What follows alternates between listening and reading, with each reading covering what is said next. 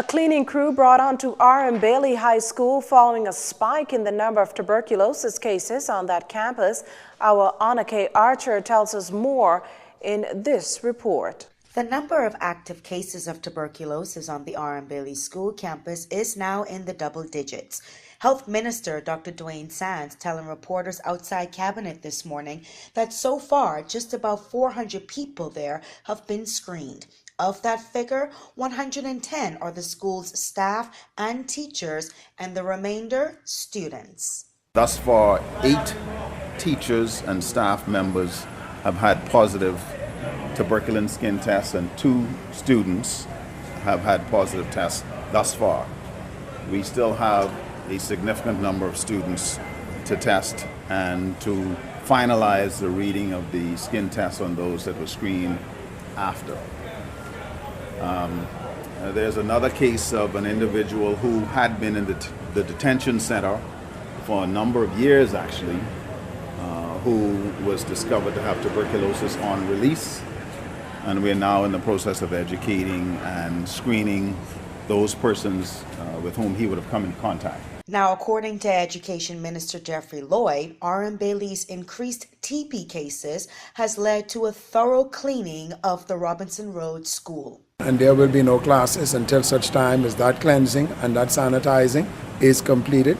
We hope that it will be done this Tuesday, today, or by the absolute latest by tomorrow, and then classes can resume. You see, it's important for us to get that school back to a state of normalcy because these kids are preparing for exams, and we cannot afford for there to be a single day that is left where they are waiting. However, at the same time, the school has to be a safe and enhanced learning environment if staff are concerned, and they obviously have a right to be in the circumstances.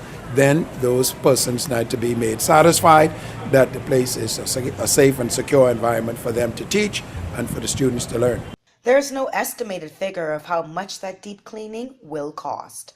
For JCN News, I'm Annika Archer. Meantime, similar TB screenings and x-rays have taken place throughout Eleuthero, where a large number of people have been exposed to the disease.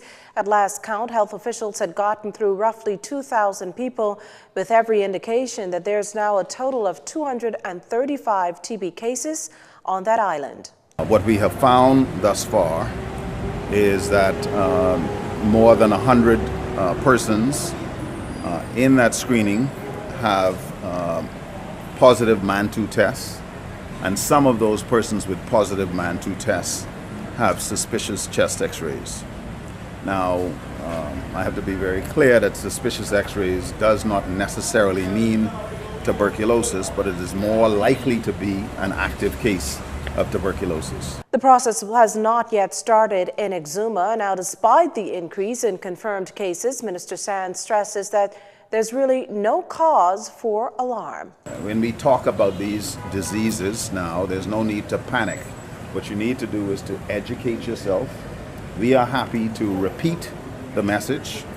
We're happy to state it in a way. If you don't understand it, we'll say it again, or we'll say it differently so that people can understand. But no, there's no reason to panic.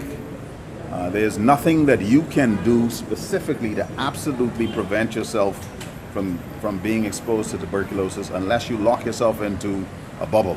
As many as 1/3 of the world's population, or 2.7 billion people, are infected with tuberculosis. Last year, there were more than 10 million cases of active TB, resulting in 1.3 million deaths. In 2017, this makes it the leading cause of death from infectious diseases the world over. Some 60-plus years after it was penned, the Progressive Liberal Party's constitution is set to be revamped.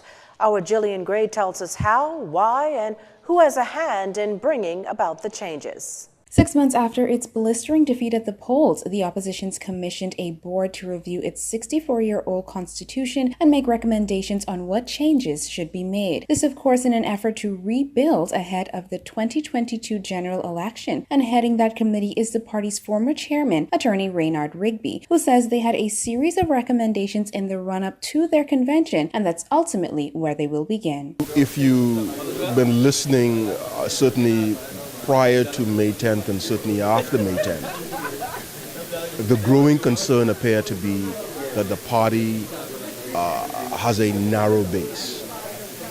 And so one of the things that I think will probably preoccupy the work of this committee is how do we, in a pragmatic, sensible, logical fashion, expand the base of the party.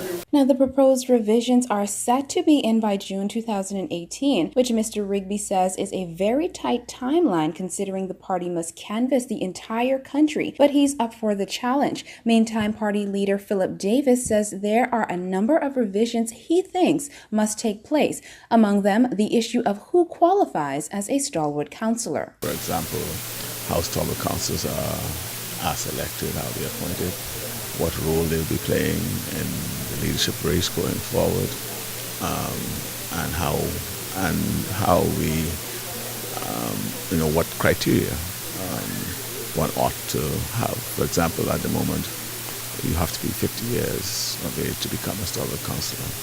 A number of party faithful who were faithful from the age of 15 and 16 being involved in the PYL, they wonder why at the age of 35 or 40, if they have demonstrated the commitment to the party, as many others would have, why they can't be a stalwart councillor. So those things will be surely examined by the committee.